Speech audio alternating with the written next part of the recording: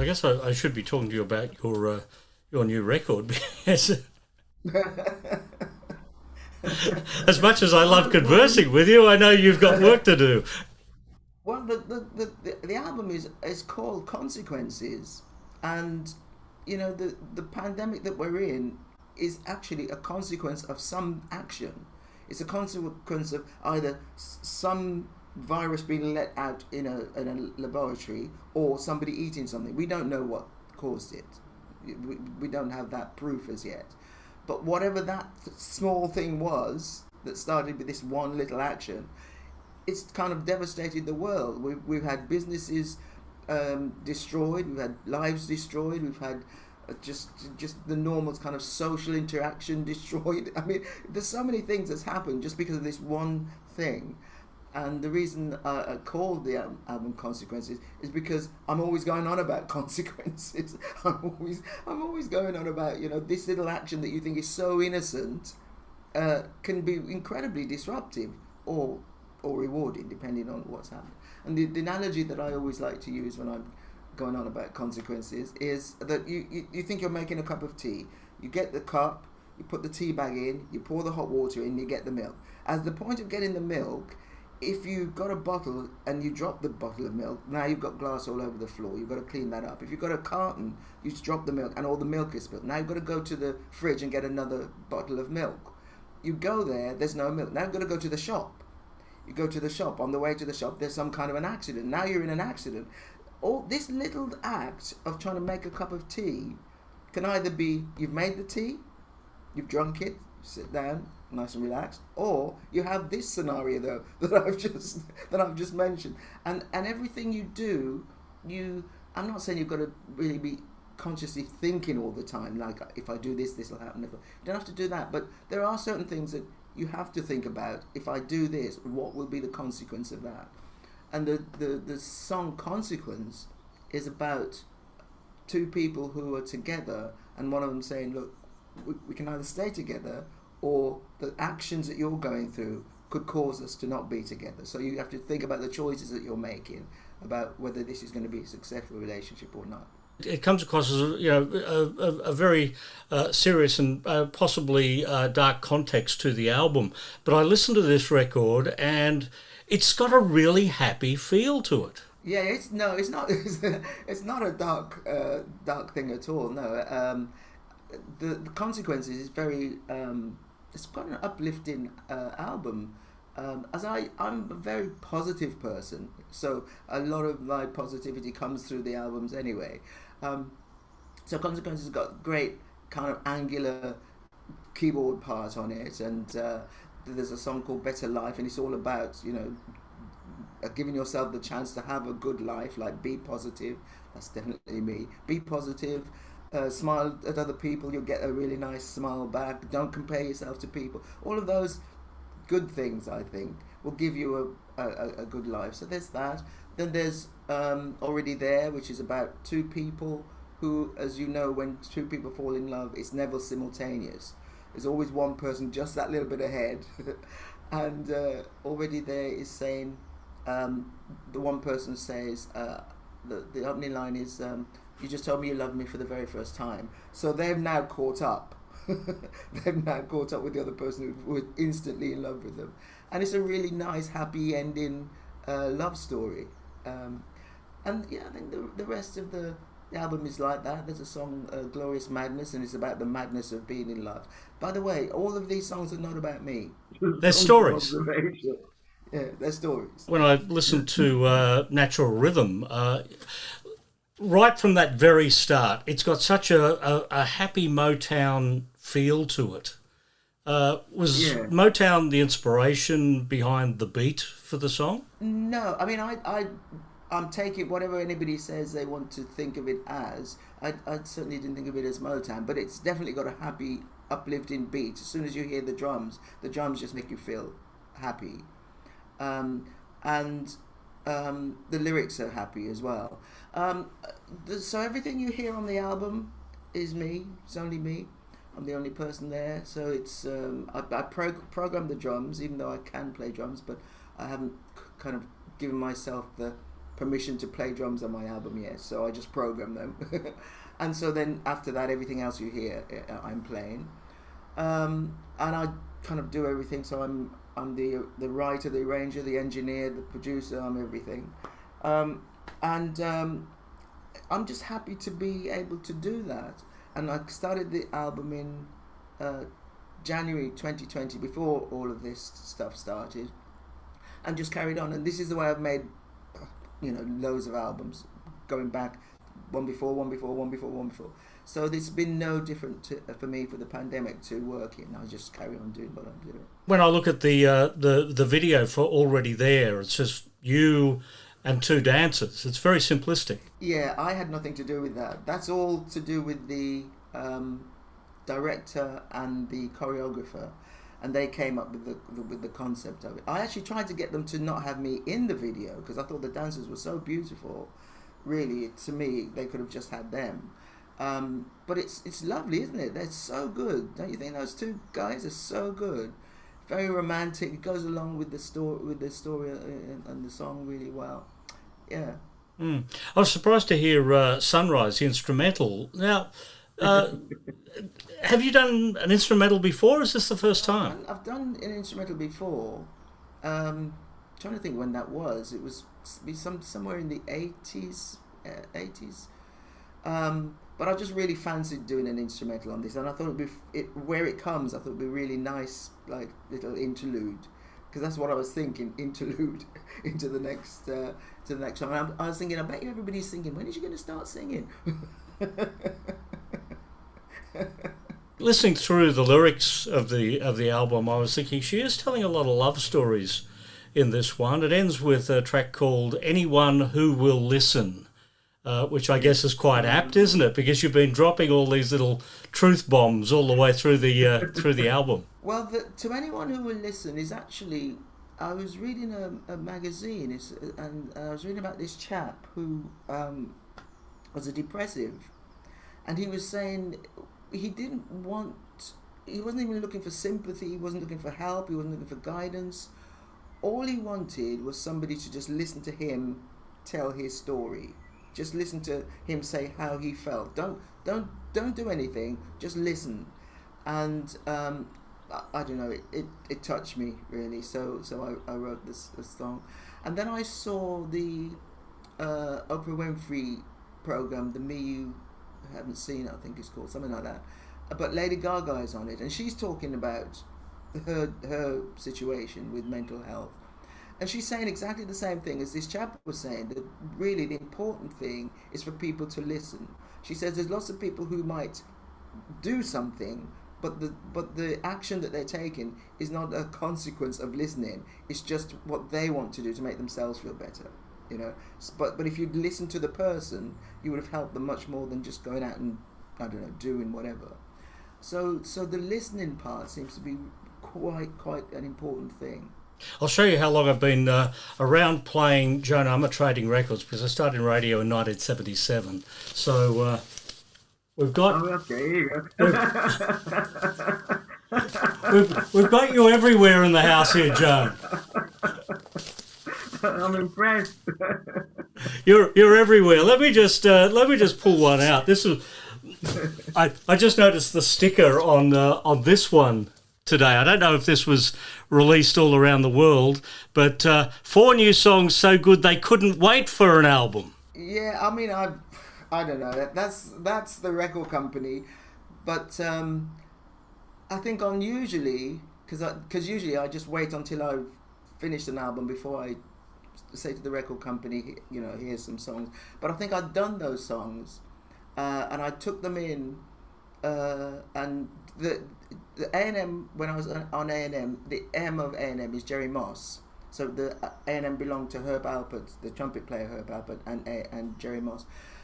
And he signed me to A&M, Jerry Moss. And so after I'd written some of those songs, I decided I'd let him hear them. And it's coming out of that that happened. We just showed them and thought, oh yeah, let's just get this out. So it was a bit of a one-off really. But it's got some good songs on it. What's on there? Well, Is Rosie Rosie was on on there? that album, and that Yeah, there you generated. go, Rosie. I Yeah, yeah, remember my yeah, radio days and playing that 12-inch single. There was a lot. yeah. There was a lot of airplay for Rosie in Australia at the time. Yeah, Rosie was still is actually. If I play it on stage, it's very very popular song. It's very popular in Europe, very popular in Holland, um, just all round really. And Rosie was written because I was in New York and I'd just taken somebody to the airport, got a taxi back to the hotel, and the taxi driver said, "Have you seen much of New York?" And I said, "Not really." And he said, "Let me show you around." So he took me to all these places that I'd never been, and he took me, and there's still this one place that I still don't know where it was, and it was up high, and you could look over the city. No idea where that is. And he took me to 42nd Street, and there along 42nd Street were a whole load of Rosies. There were all these men dressed in their dresses and their high heels and lipstick and everything. And I was fascinated, and so I wrote Rosie. When did you first notice Australia had taken notice of you? Well, I came to Australia the first time, I think, would it be 1982, do you think? 82? Somewhere around there, 82, 83, something like that. And I was surprised when I got to Australia for the first time how much people were into my music. I was really surprised.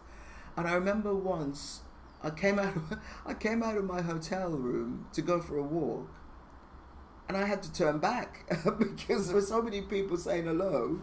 It was a bit, it was like a bit of a shock, to me that people even recognised me. I was really like, whoa.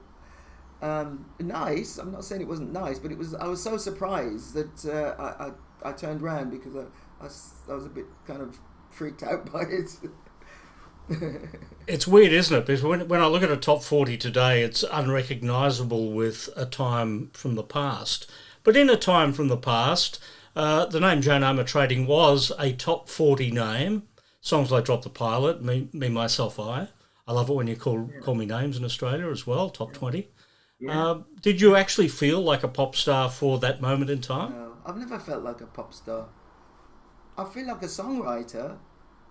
I'm definitely a songwriter. I love writing songs, and my initial ambition was not to be a pop star or for people to recognise me. I think that's probably was one of the shocks of when I was in Australia and people did.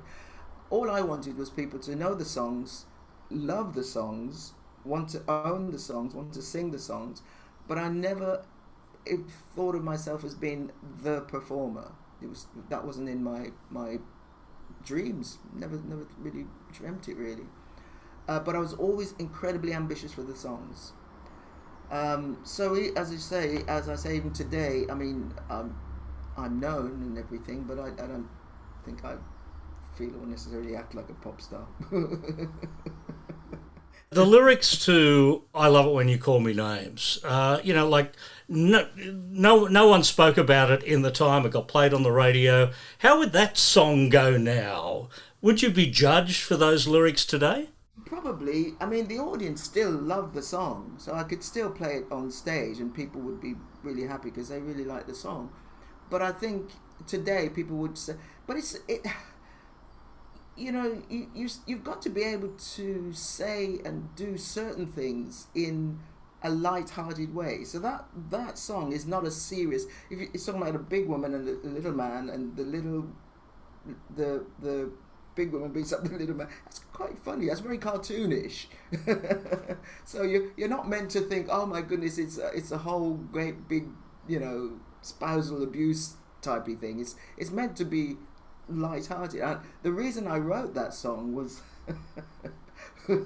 these two chaps who they were like that. They were a big guy and a little guy. They weren't gay. This was just what it was. A big guy and a little guy. But the little guy was always kind of trying to bully the big guy. And I was thinking, why does he do that? This guy is twice the size, not only in kind of height but in girth of you, and yet you're always needling this guy. One day he's going to flatten you. That's why I wrote that song. Um, but it's in jest again. If you just saw those two, you'd laugh really, because it was just so comical to see this, you know, this kind of big little thing. But yeah, these days people would probably say that's totally inappropriate, and why are you doing this, and you need to sort yourself out. But you need to look at things in a certain way, and also if you go back to not being able to do and say certain things, comedians. I've seen many comedians say they can't tell a joke anymore because people are worried about the joke not being appropriate. You've got to be able to laugh. Goodness, you've got to be able to laugh at yourself as well. It's very important to have humour. Humour is, music is first, humour is second. And you've got to have humour. There's two songs I want to ask you about, which I consider your masterpieces, and I want to see your take on them as well. Love and Affection and Show Some Emotion. Love and Affection, yeah, Love and Affection got me known all over the world. I love that song. I've sung it in every single concert I've ever done. Wouldn't dream of not singing it. Show Some Emotion, I wrote that because I was watching, I didn't know the people, but I was watching this group of men talking to each other, and they were all laughing and being really kind of pally and jokey and everything. And the one guy was laughing as if he was a part of it, but he actually wasn't. I was looking at him, and he was like distant. His eyes weren't involved in this conversation that they were all having, and I just wondered why he wasn't showing the emotion that he was obviously feeling. He was trying to give us this, I'm enjoying everything that's going on, I'm a part of it, I'm sort of the big joke, but he was off somewhere else, so it made me write Show Some Emotion. Another song we played a lot on the radio back in the 80s, All the Way from America. Where were you when you wrote All the Way from America? I was the majority of my songs are written when I'm in the UK. I think the only song I've written on the road is actually Call Me Names. I think that's the only song I've written while I've been on the road. So whatever happens abroad, then it'll stay in my head, or maybe I'll write something down. Then I'll come home and then I'll write. So I can tell you a song that was written. I didn't write it in America, but the situation. Sorry, I didn't write it in Australia, but the situation happened in Australia. I was in Australia. I think I was in Sydney, and the song is called "The Shouting Stage." And I was in a restaurant, and this man and this woman were having this huge argument. And the whole restaurant's listening, and it's a great big argument. And suddenly the guy just got up and he stormed out, and the woman was crying. And I was thinking, I wonder what got them to the shouting stage. I wonder what got them to that stage, that it's such a public argument. So I wrote The Shouting Stage, and I was thinking, I'd lay money that I'm the only one in that restaurant that wrote a song about that situation. But that's what you do that's what you do as an observer. That's what you do as a creator. It's up to you to look at certain things and think, is that a suitable thing for a song? Not that necessarily at the time you think that, but you're observing it, and it gets stored away, and when time comes to write, then all this stuff comes flooding back. You have two Royal Awards, the MBE and the CBE, a number of times that you've been nominated for Grammy Awards. What, for you, did you take most pride in from the list of awards that you've had over the years? In 2001, I got my BA Honours degree, and I'd spent the last 5 years studying for that. That's my proudest award, because I had to work in a way that is different from how I work. When I'm writing, I just write whatever comes into my head. If I want to write a reggae song, I write one. Blues song, yeah. Jazz, whatever. Pop, yeah, great. I want to write the words first, music first, both together, whatever. I just do it. If I want it to be 5 minutes long, it can be 5 minutes. 10 minutes, 10 minutes. Whatever I want. When you do a degree, you are forced, I don't know if forced is the right word, but you have to write the amount of words that they say, you have to write the language that they say, you have to put it in on time, as they say. So if they say, get this essay in at 2 o'clock on Tuesday, you've got to get this essay in on 2 o'clock on Tuesday.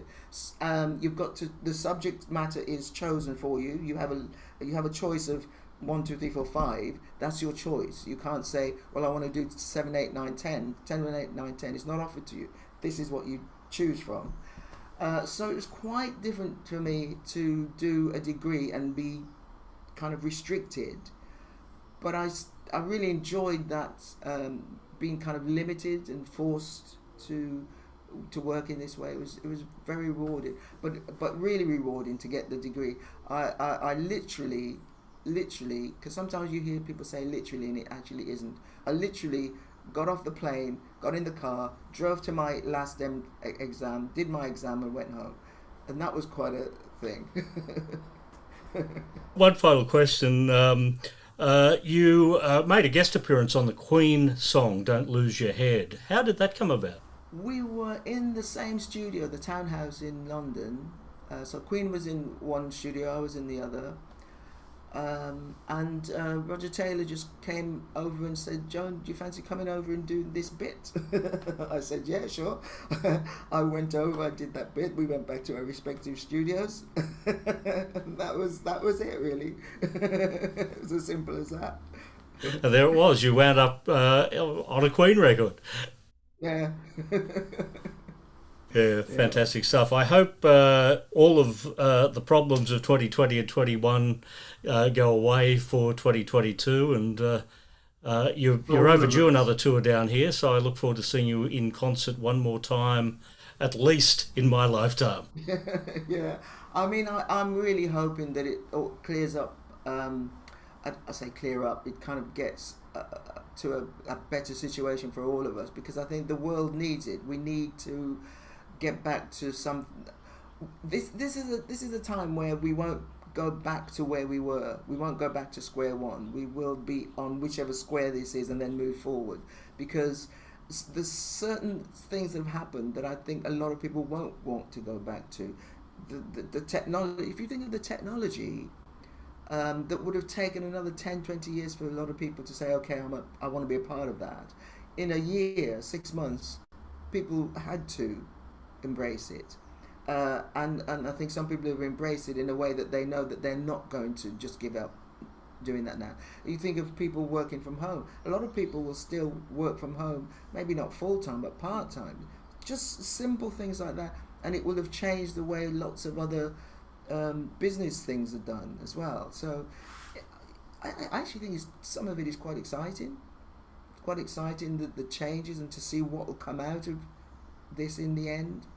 But initially devastating, but this too will pass. We'll be alright in the end. I didn't get the memo that the world was ending, so I think we'll be alright. So there are consequences, and on that, check out the new Joan Armatrading album, Consequences. Joan, it's been a pleasure to talk to you after all these years again.